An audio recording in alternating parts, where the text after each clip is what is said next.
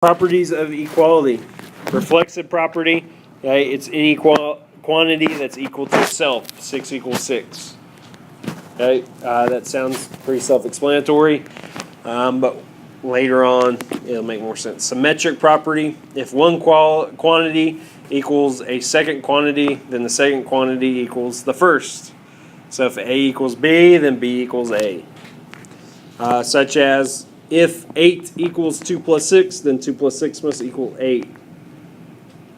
Symmetric, meaning it's equal on both sides. And you need to write all of it. Transitive property, all it means is that if A equals B and B equals C, then A must be equal to C. Alright?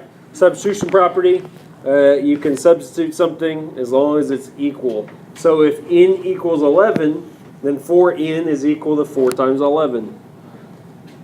Yes? No, what equals A if nothing else does? What are you talking about? Like, you know, On the transitive property? Yeah. Let's say A is equal to B. So let's say they're both 2. Let's say A is 2 and B is 2. Okay? Yep. So what do you think C's got to be?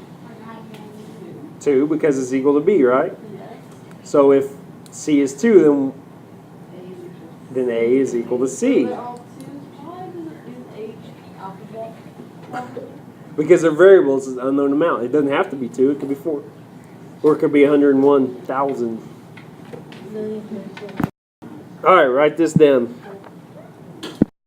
Additive identity. When 0 is added to any number, the sum is the number. Okay? Additive identity means we're changing the number, yet we're not changing it. We're doing something to that number, but we're not changing it. 5 plus 0 is, say, 5. Additive inverse. A number and its opposite are additive inverse to each other. Okay? So a number and its opposite, 3 and negative 3, when you add those, you get 0. Everybody understand? Multiplicative identity. The same as additive identity, except we're timesing by 1 instead of adding by 0. We're not changing the number, even though we're doing something to it. Multiplicative property is 0. Anything times 0 is 0. Multiplicative inverse.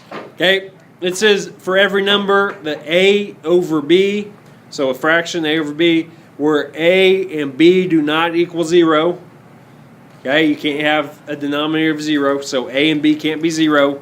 There's exactly one number, B over A, which is the reciprocal, we've talked about that, such that the product of A over B and the B over A is 1. So you can times something by its inverse and get 1.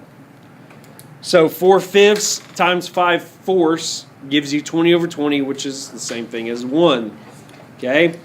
We do that. We call it timesing by the reciprocal. We flip the number over.